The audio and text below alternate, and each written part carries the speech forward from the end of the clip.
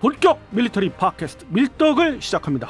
안녕하세요. 국방정론 박찬준입니다. 안녕하세요. 놀러온 정명섭 작가입니다. 안녕하세요. 태상호입니다. 네, 이렇게 밀떡이 시작됐습니다.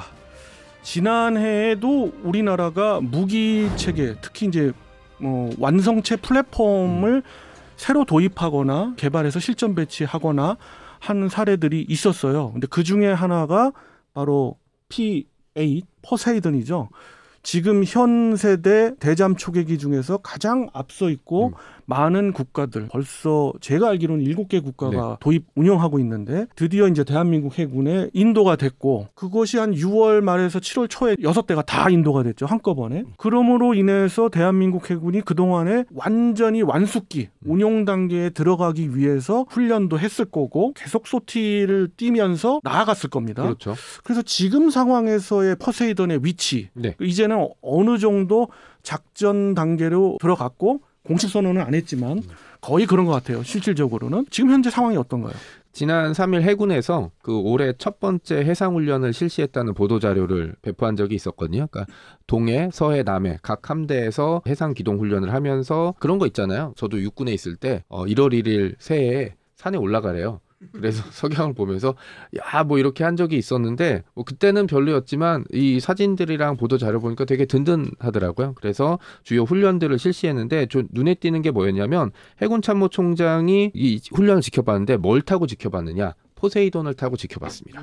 네, 그래서 함대의 대잠 훈련을 확인하면서 함장들과 소통하고 훈련을 진행했습니다. 그리고 되게 중요한 의미가 뭐냐면 해군의 최고 책임자가 기체를 타고 지휘했다는 거는 이 기체가 이미 작전을 충분히 뛸 수 있고 함대와의 통신 문제도 이제 완벽하게 아무 문제 없다라는 걸로 이제 저는 해석을 하고 있거든요. 그리고 또 하나 굉장히 중요한 게 사령관이 탔다는 의미를 다르게 해석해 봐야 되는 게 이 기체 P8 포세이돈은 무엇을 위한 기체입니까? 바로 대한민국 해군의 통신이든 지휘든 모든 것을 융합할 수 있는 어떤 노드가 되는 플랫폼인 거예요. 그렇죠. 그것을 상징하고 있죠. 맞습니다. 그리고 저는 또 좋은 게 뭐였냐면 지금까지 우리가 쓰고 있던 P3 오라이언이라고 부르는 기체도 굉장히 좋죠. 하지만 포세이돈 같은 경우는 더 좋은 성능을 가지고 있고 아울러서 지휘 기능이라든지 통합 기능을 갖출 수 있는 한 세대 더 위의 기체라는 그런 평가를 받고 있죠.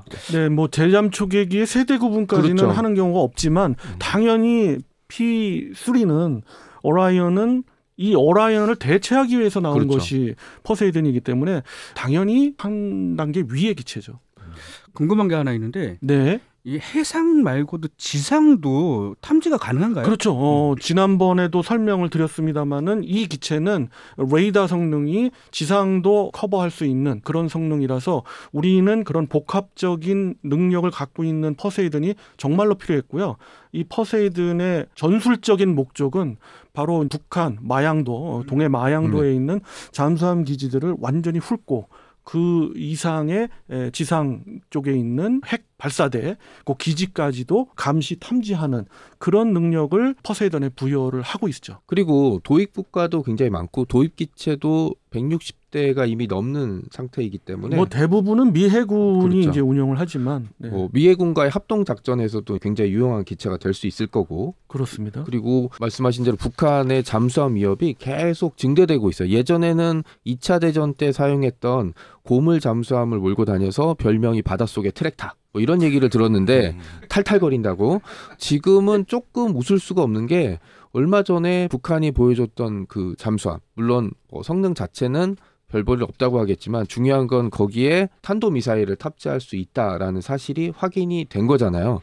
그 얘기는 좀 다른 상황이기 그렇죠. 때문에. 그것도 한번 밀떡에서 다뤄봤습니다마는 그렇게까지 위협은 안 됩니다마는 우리가 항구에서부터 추적을 할 수 있는 그런 플랫폼은 가져야 됩니다. 그렇기 때문에 P8 포세이돈은 너무도 우리가 필요했던 그런 대잠 초계기입니다. 그럼 이 시점에서 궁금한 게 이제 포세이돈, 이거는 오라이언을 대체하는 맞습니다. 거잖아요. 그런데 우리나라에도 아직 오라이언이 16대가 운영되고 있는데 이 오라이언하고 비교했을 때 포세이돈의 우위, 어떤 성능이 더 나아졌나요? 일단 기체 자체가 P3C 오라이언은 이렇게 프로펠러로 가는, 그러니까 속도가 대략 600에서 650km가 이제 순항 속도로 알려져 있는데 P8 같은 경우는 그 터보팬으로 움직이는 제트 여객기를 기반으로 하기 때문에 순항 속도가 900km 이상으로 나와 있거든요. 그러니까 단순히 속도가 빠르다고 볼 수 있는 게 있고 그 얘기는 목표 지점에 더 빨리 도착해서 더 오랜 시간 작전을 더 높은 고도에서 할 수 있다는 그런 의미. 그리고 거기에 진일보된 레이더와 소나 같은 게 들어있기 때문에 북한이라든지 주변 적대국의 잠수함들을 좀 더 빨리 탐지하고 더 빠른 위치로 빠른 시간에 가서 뭐 유사시에 공격을 한다든지 탐지를 할 수 있는. 그러니까 우리로서는 좀 더 긴 칼을 가지고 있는 그런 의미가 된 거겠죠. 네. 궁금한 게 있는데 레이더는 한 어느 정도까지 커버가 가능할지 몇 킬로 정도? 그게 궁금하거든요. 지상하고 이제 뭐 해상이 조금 다른데요. 기상의 조건에 따라서 다르지만 최대 환경이다라고 봤을 때 400km까지도 이야기합니다. 하지만은 제가 알고 있는 선에서는 그 정도까지는 아니고요. 그리고 저는 이 퍼세이돈을 직접 탑승을 해봤어요. 호주의 퍼세이돈을 탑승을 해봤는데 물론 그렇게 날아가진 않았고 지상에 있는 그 기체를 이제 위에 안에 있는 걸 봤다 이거죠. 근데 그런 면에서 봤을 때 퍼세이돈은 항전 장비 부분은 너무도 최신형으로 발달되어 있습니다. 지금 이 항전 장비 부분에 있어서 이와 대응되는 대잠 초계기라 하면 일본의 P1 외에는 없는 것 같아요. 제가 잠수함 함장님들을 좀 인터뷰를 해봤거든요. 이제는 다 퇴역하신 분들인데 그분들은 대잠 초계기 어떻게 보면 대잠 초계기랑 훈련을 제일 많이 하신 분들이잖아요. 그러면서 이야기를 하실 때 P8 같은 경우에는 고고도고 P3C 같은 경우에는 거의 뭐 해수면에 붙어서 작전을 하다 보니까 자신들에게는 P3C가 좀 위협적이다라고 느꼈다라고 했는데 생각해보니까 그분들이 현역에 계실 때 P8이 없었습니다. 그래서 지금 P8 운영하시는 분들한테 또 여쭤봤더니 P3의 장점도 있지만 P8의 장점이 많기 때문에 그게 상쇄된다. 그러면서 저한테 딱 하시는 말씀이 신형차가 있고 구형차가 있는데 어떤 거 사실래요? 구형차 조금 성능이 좋아. 근데 신형차에 뭐 이런 기능이 있어. 어떤 거 하실래요? 신형차입니다. 라고 이야기를 했죠. 아까 뭐 오라인하고 성능 비교를 잠깐 하시면서 조금 더 부연 설명드리면 엔진 부분을 이제 터보젯이기 때문에 어떤 그런 장점들을 얘기하셨잖아요. 근데 그런 거에 있어서 대잠 초계기 입장에서는 오랫동안 비행하는 것도 중요합니다. 그렇죠. 네. 그런 측면에서 봤을 때 터보젯이 오히려 풀업기보다는 불리할 수 있죠. 그런데 거의 풀업기 정도의 작전 가능 시간을 가지고 있다라는 장점을 드릴 수가 있고 굳이 그것이 더 오래 간다, 더 빨리 간다는 분명 맞는데 더 오래 간다는 큰 장점은 아닌 것 같고요. 또 하나는 빨리 가는 것도 그렇습니다. 너무 빠르게 가다 보면 실제 대잠 작전에서는 불리할 수 있어요. 그러니까 적당한 작전 성능을 갖고 있고 그거에 맞는 현대전에 맞는 작전 능력을 충분히 갖고 있다. 이렇게 말씀드리는 것이 나을 것 같습니다. 자, 그러면 우리가 또 이런 질문도 드릴 수 있어요. 아무래도 우리 입장에서는 북한도 이런 대잠 초계기 능력이 있나? 이런 전력을 갖고 있나? 네. 또 일본? 아까 P1 얘기 드렸잖아요. 어느 정도일까? 중국은 또 어떨까? 현 시점에서 그들의 전력을 알아보는 것도 중요한 것 같아요. 일단 주변국을 살펴보면 가장 대잠 전력이 충실한 국가는 일본이겠죠. 일본 같은 경우는 P3C를 진짜 대량으로 도입을 해서 운영하다가 포세이돈을 도입한 대신에 자국산 대잠 초계기인 P1을 도입해서 운영하고 있는 중인데 최근에 나온 보도는 예상 도입 대수를 좀 줄이고 시 가디언이라고 불리는 무인 해상 초계기 버전을 도입해서 사용한다. 그러니까 이게 두 가지로 예측할 수가 있는데 하나는 자국산 P1 대잠 초계기의 성능이 본인들의 예상보다 좀 덜 나왔다. 또 해석할 수가 있고 또 하나는 무인 해상 체계를 도입해서 더 넓은 지역을 감시하겠다. 라는 의미일 수도 있는데 요거는 좀 지켜봐야 될 것 같고요. 말씀하신 북한 같은 경우는 대잠 초계기는 당연히 없고요. 그리고 해상 초계 전력도 북한의 해군력이라는 게 사실 굉장히 미약했잖아요.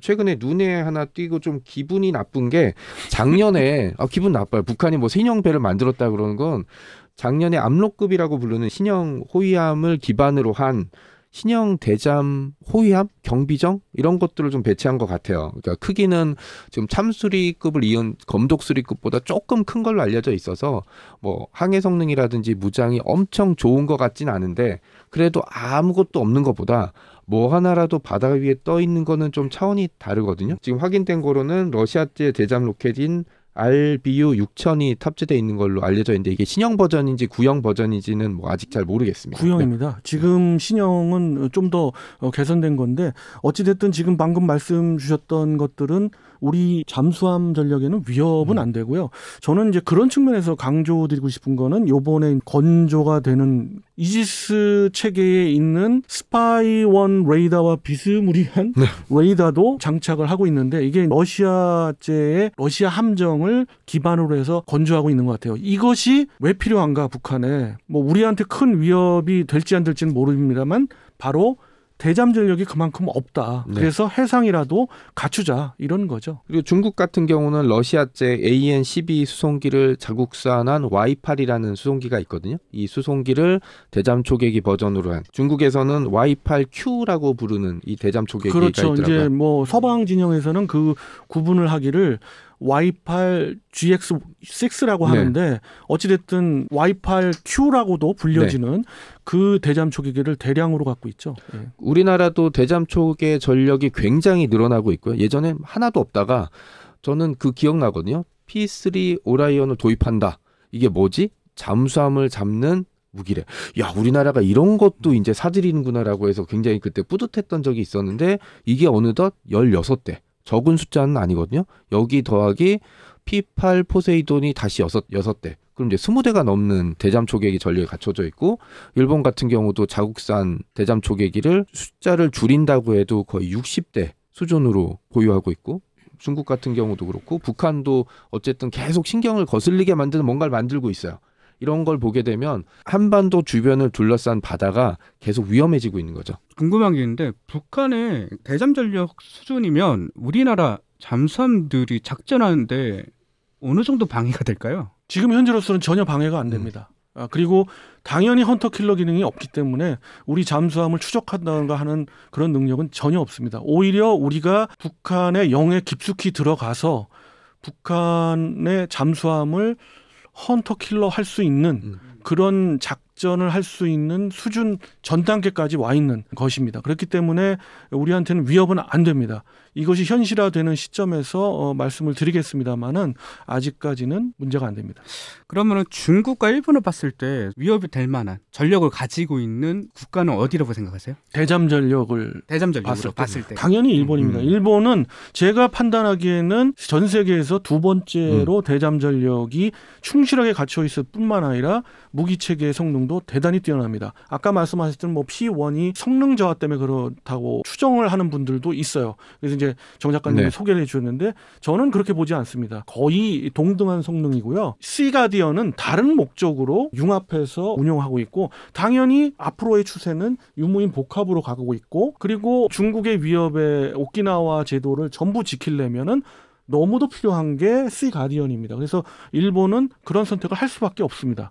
그렇게 간 거고요. 우린 그거에 비해서 삼면이 바다지만은 일본보다는 훨씬 적은 숫자의 대잠 초계기로도 충분합니다. 그렇죠. 해군에서 연구하고 공개를 한 자료에 의하면 초계기의 적정 수량은 40대 정도로 보거든요. 우리 아직도 모자르긴 하죠. 그런데 이것들을 성능으로 커버를 하는 거예요. 그래서 포세이돈이 조금 더 많으면 뭐 이걸 충분히 커버할 수가 있고 앞으로 우리나라의 오라이언도 퇴역을 할 거지 않습니까? 그렇죠. 그렇게 되면은 P8을 계속 추가로 도입할 수도 있고 제가 여기서 정말 제안 드립니다만은 항전 장비가 우리나라가 발달된다면 일본도 일본의 우영우라고 할 수 있는 C1 수송기를 기반으로 해서 거의 동일한 부품을 쓰면서 P1 대잠 초계기를 만들었지 않습니까?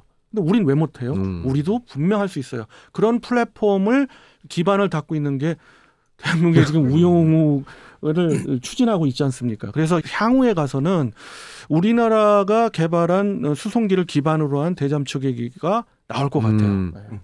이렇게 보고 있습니다. 자, 그래서 이번 시간은 P8 포세이돈의 대한민국 해군의 현 상황을 한번 조명해 보면서 주변국의 대잠 초계 능력 또 성능 이런 것까지 같이 알아봤습니다.